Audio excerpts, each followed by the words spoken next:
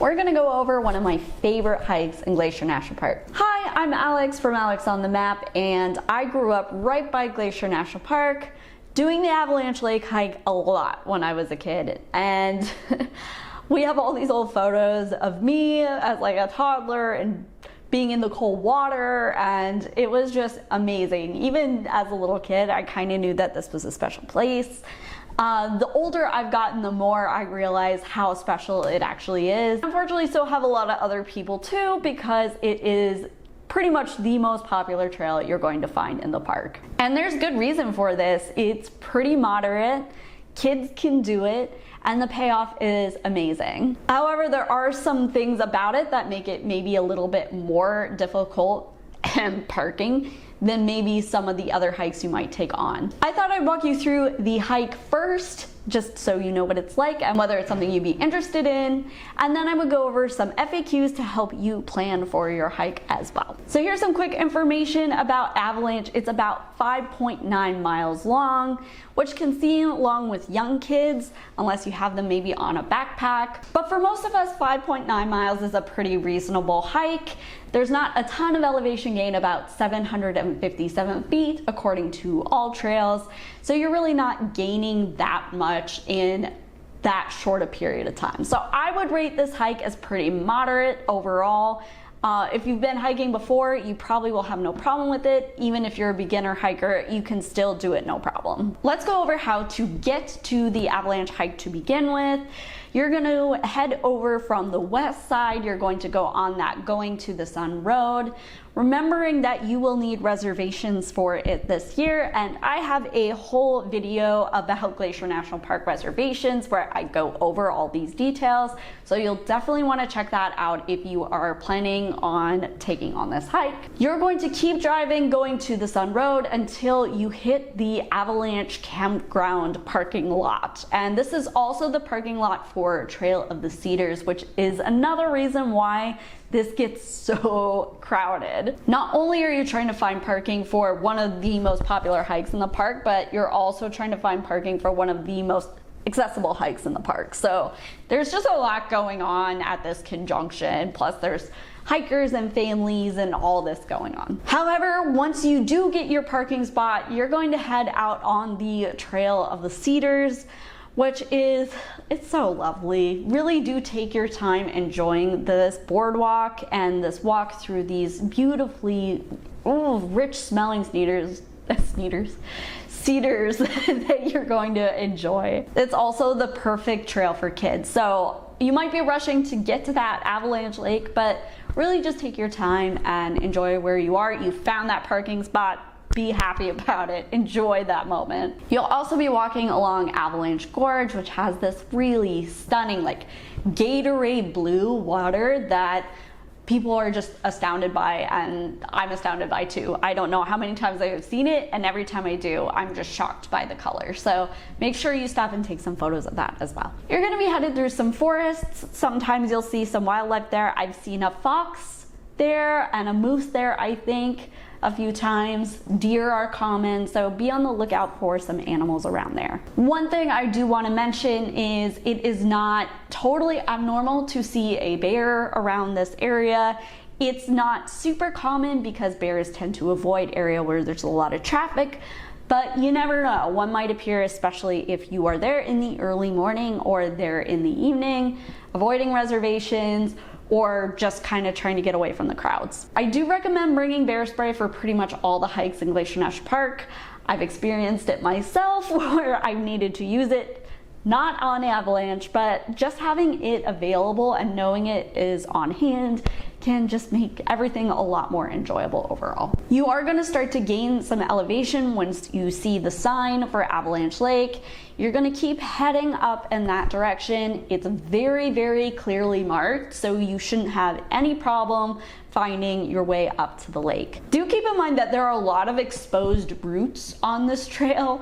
I've tripped over I don't know how many different routes on my way up and down, no matter how many different times I've hiked this. So if you aren't used to picking up your feet, make sure you do so you don't do the same thing I do and faceplant. Another thing I would recommend as well is once you get to a clearer area of the hike, you are going to see some cliff sides. So stop and make sure to look, because sometimes you can see mountain goats on the cliff sides and they're just hanging out there, sometimes with little babies, and it's a cool spot to just relax, take a moment, take a breather, have a snack, and be on the lookout for some wildlife there. Eventually you're gonna see a sign too for a pit toilet.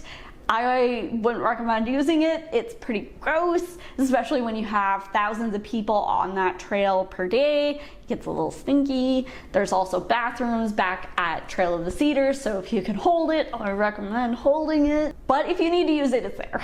So it's always nice to know that it's there, right? From there, you're going to reach the Avalanche Lake and the beach. I typically like to have a picnic lunch, breakfast, whatever time of day I'm hiking, have some sort of food up there, just enjoy the view for a while, because it really is a stunning view and you really get a lot out of it for not a terribly difficult hike. Also keep on the lookout, depending on the time of year, for some waterfalls heading down, because in the earlier months, say maybe June, May, you're going to see a lot of water rushing down through there, and it's just spectacular to see so much water heading down.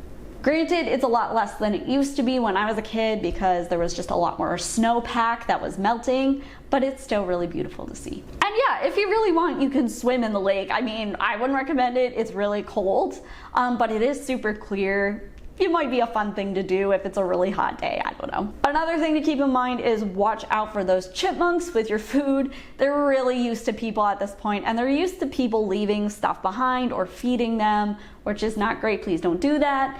And they're gonna be picking at your stuff if you just leave it out. So keep an eye on it, keep it close, and watch out for those crazy chipmunks. After you're done enjoying your time there, I recommend heading back down the trail and then going a different way for Trail of the Cedars, because it is a loop. You don't want to go back the same way you came, because you'll be seeing the same stuff. If you go back the other way, then you're going to see some new scenery. Here's some tips I have for hiking Avalanche that I found useful after doing it.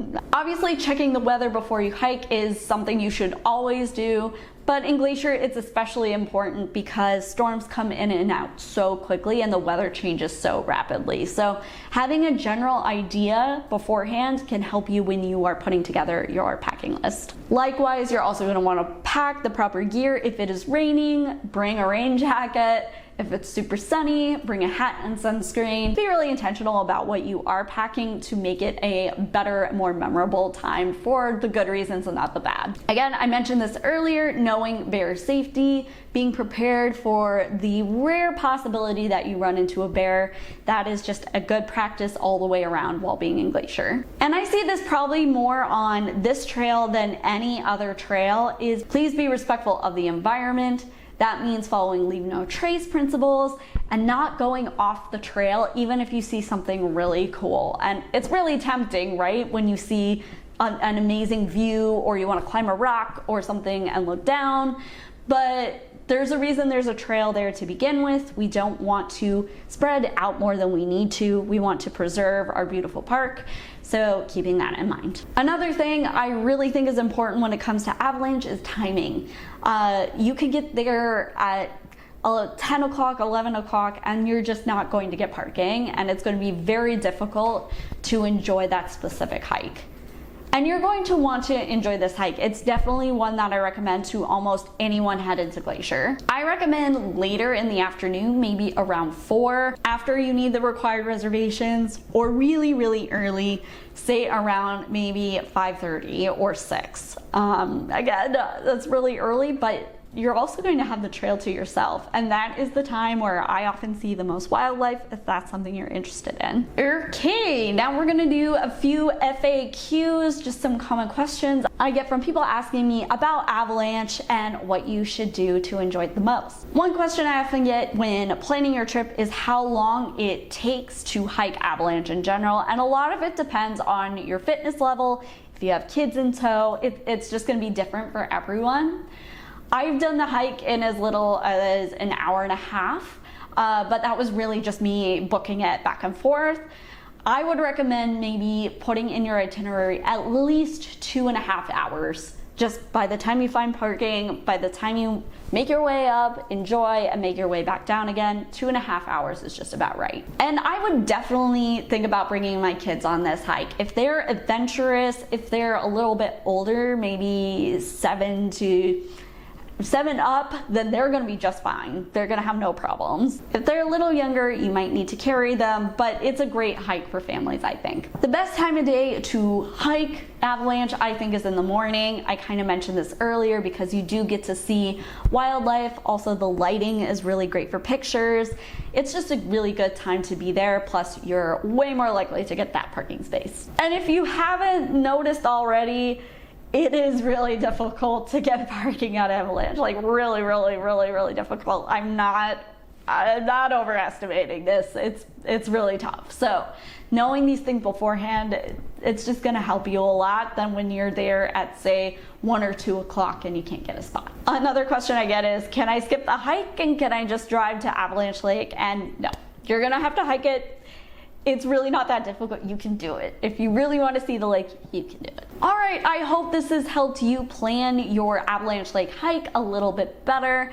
It's seriously one of my favorite hikes in the park, and it's really stunning and beautiful and well worth making the effort to do. If you have any questions about the hike, let me know in the comments and I'll be quick to respond. And you're also going to want to hit that subscribe button and the bell notification for more updates on Glacier, because I got you covered.